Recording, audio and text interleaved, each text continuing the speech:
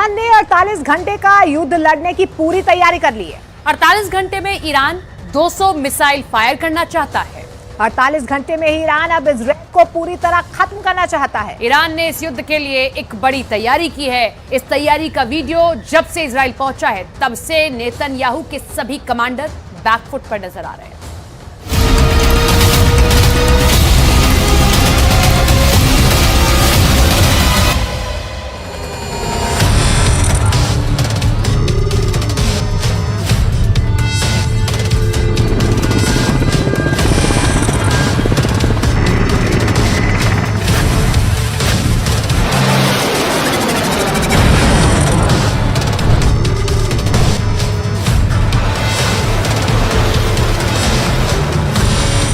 Iran ने फैसला कर दिया है। ईरान ने ताकत की नुमाइश शुरू कर दी है।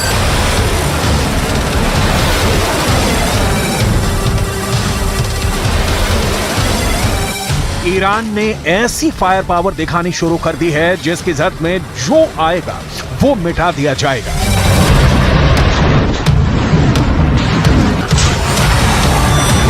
ईरान बताना चाहता है कि इजराइल से वो टक्कर लेने के लिए तैयार है, लेकिन क्या वाकई ऐसा है कि ईरान अब इजराइल से युद्ध करना चाहता है? क्योंकि गाजा से युद्ध निकलकर बाहर फैला तो खतरा तीसरे विश्व युद्ध का जताया जा रहा है, जिसकी आग में पूरी दुनिया जलेगी।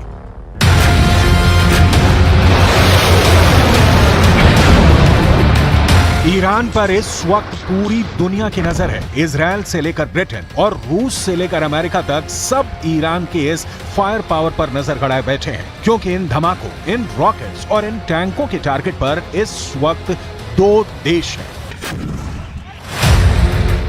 पहला है इजराइल और दूसरा है उसकी मदद करने वाला अमेरिका। इन दोनों देशों से दुश्मनी की सबसे नई वजह इस वक्त गाजा है और वहां हो रही बमबारी।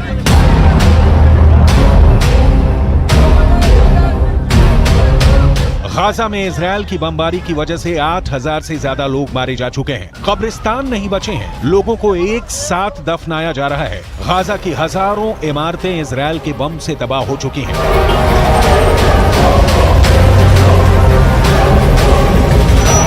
गाजा में 21,000 से ज्यादा लोग घायल हैं और गाजा का हर अस्पताल इस वक्त बुरी तरह जख्मी लोगों के इलाज में जुटा हुआ है। इन्हीं तस्वीरों की वजह से इस वक्त पूरे पश्चिम एशिया में गुस्सा है और इजराइल को बहुत बड़ी वार्निंग भी दे दी गई है।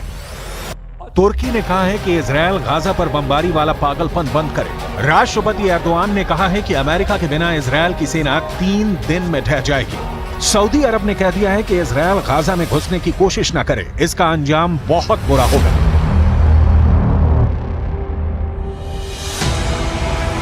ईरान की तरफ से सबसे सख्त बात कही गई है। राष्ट्रपति रईसी ने ऐलान कर दिया है कि इजराइल की हुकूमत गिरने वाली है। कुल मिलाकर एक बात साफ है कि इजराइल गाजा पर नॉन स्टॉप बमबारी की वजह से पूरे पश्चिम एशिया में घिर चुका है। ईरान और सऊदी अरब की तरफ से तल्ख बातों के बाद अब तुर्की भी इजराइल के खिलाफ उतर चुका है। सवाल है कि क्या ये तीनों देश इजराइल के खिलाफ एक्शन को लेकर वाकई गंभीर हैं या फिर ये सिर्फ एक गीदड़ भभकी है?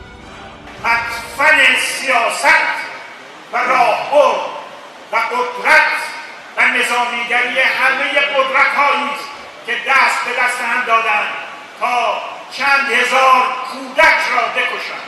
آمریکا، انگلیس، آلمان، فرانسه، رژیم صهیونیستی।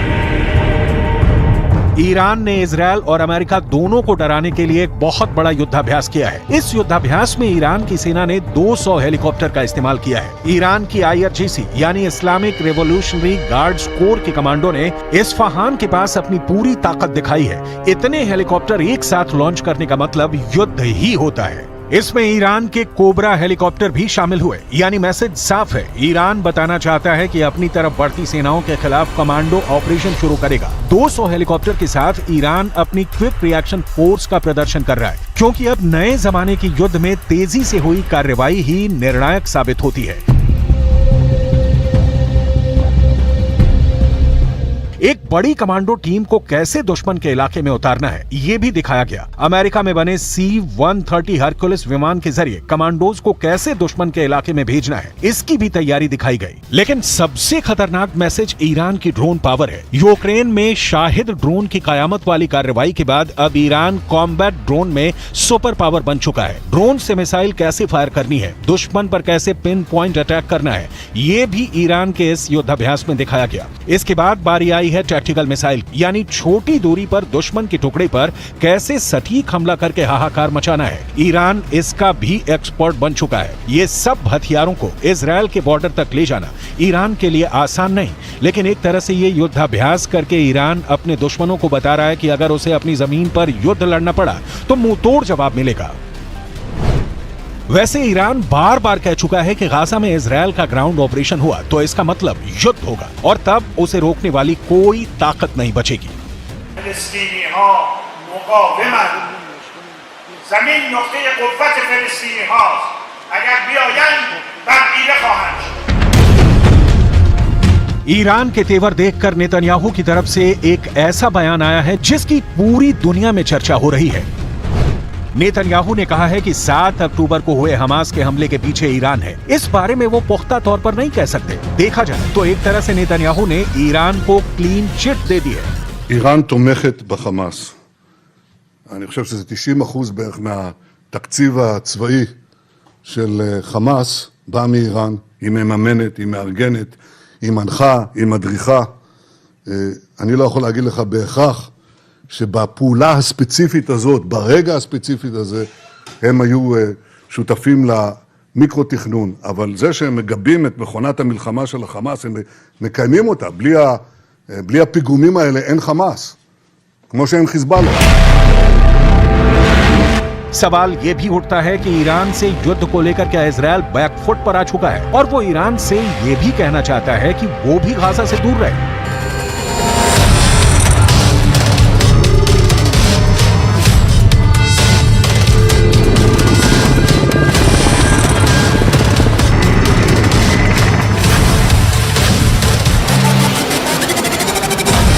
और अब ईरान भी अपनी जनता को खुश करने के लिए इजराइल के खिलाफ सिर्फ बयानबाजी पर फोकस कर रहा है। साथ में वो युद्धाभ्यास के वीडियो भी जारी करके बताना चाहता है कि ऑल इज वेल।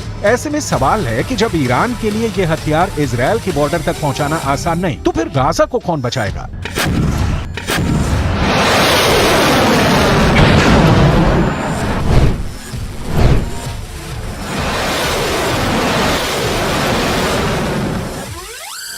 क्या गाजा को खुद को बचाना होगा? क्या गाजा के लिए युद्ध की धमकी वाले बयान सिर्फ और सिर्फ दिखावा है?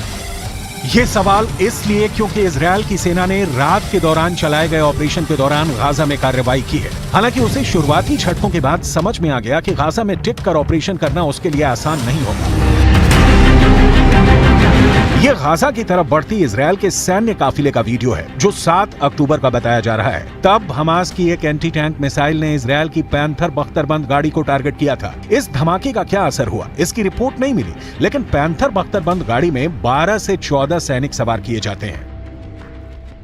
गाही अमलियात ज़मीनी अंजाम میدهند و الحمدلله شکست خورده برمیگردند. چرا؟ چون زمین میدان رهاورد مردان با ایمان است، نه مردان سوس عنصری که احرس الناس علی حیاتند. حریص‌ترین مردم به زنده بودن همین صهیونیست‌ها هستند. गाजा में बमबारी के बीच एक बड़ा हॉटस्पॉट इजराइल और लेबनान का बॉर्डर बनता हुआ नजर आया। लेकिन अब उत्तरी इजराइल की तरफ लेबनान बॉर्डर पर हिजबुल्लाह के हमलों में भी नई धार देखने को मिल रही है। अपने 40 से ज्यादा लड़ाकों को खोने के बाद हिजबुल्लाह ने इजराइल की पोस्ट पर एंटी टैंक मिसाइल से हमला तो किया, लेकिन अब तक वो इजरायली फौज का कुछ खास नहीं बिगाड़ पाया है। इसलिए सवाल यहाँ भी उठता है कि क्या गाजा पर इजराइल के ग्राउंड ऑपरेशन को लेकर हिजबुल्लाह के तेवर भी ठंडे पड़ गए हैं। इन सब कयासों और सवालों के बीच हिजबुल्लाह ने एक बहुत ही छोटा सा वीडियो जारी किया है जिसमें हिजबुल्लाह के महासचिव हसन नसरुल्लाह को जाते हुए पीछे से दिखाया गया है। सामने हिजबुल्लाह का झंडा लगा है। इस 12 सेकंड के वीडियो को फिर देखिए, क्योंकि कहा जा रहा है कि हिजबुल्लाह ने इस वीडियो के जरिए इजराइल पर बड़े हमले की तरफ इशारा कर दिया है।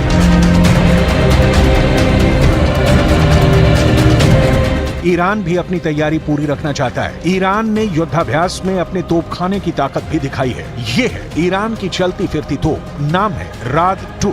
ईरान की ये तोप 155 मिलीमीटर का गोला फायर करती है। देखिए कैसे टारगेट को लेकर तैयारी की गई और फिर जब इस तोप ने गोला दागा तो वो कितनी सटीक जगह जाकर गिरा। ईरान की ये तस्वीरें इजरायल को डराने के लिए है।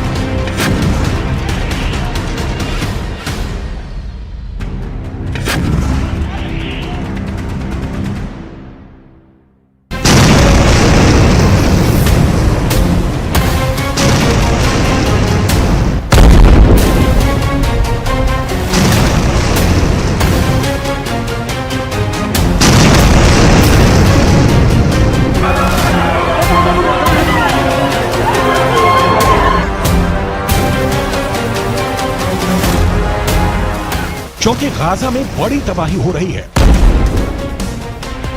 गाजा में इजरायल के बम फट रहे हैं। उत्तरी गाजा का कोई मोहल्ला, कोई गली बाकी बची नहीं जो इजरायल के धमाके से गूंजी ना हो। गाजा ने इतनी लाशें पहले भी देखी हैं, लेकिन इस बार तबाही का मंजर और ज्यादा खतरनाक नजर आ रहा है। पूरे गाजा में इस वक्त बारूद फैला हुआ है। पूरे गाजा में इस वक्त बारूद की बू आ रही है। यहाँ की आबो हवा में बारूद घुल चुका है। इजरायल का दावा है कि उसकी एयरफोर्स गाजा पर रोज 300 से ज्यादा स्ट्राइक कर रही है। लेकिन गाजा से दूर दुनिया में 2 जगह इस युद्ध को कंट्रोल करने के लिए 2 वॉच टावर तैयार हो चुके हैं।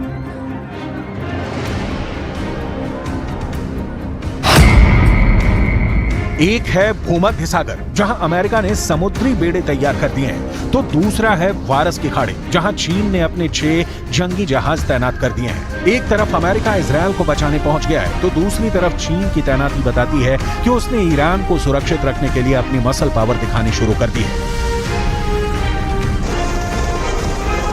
चीन की नौसेना अभी तक दक्षिण चीन सागर में अपनी ताकत दिखाती आई है, लेकिन इस बार फारस की खाड़ी में चीन के 6 जंगी जहाजों का पहुंचना बताता है कि गाजा और फिलिस्तीन का युद्ध अब दुनिया की सबसे बड़ी टक्कर में बदल सकता है। चीन की मौजूदगी भी ईरान का हौसला बढ़ा रही है।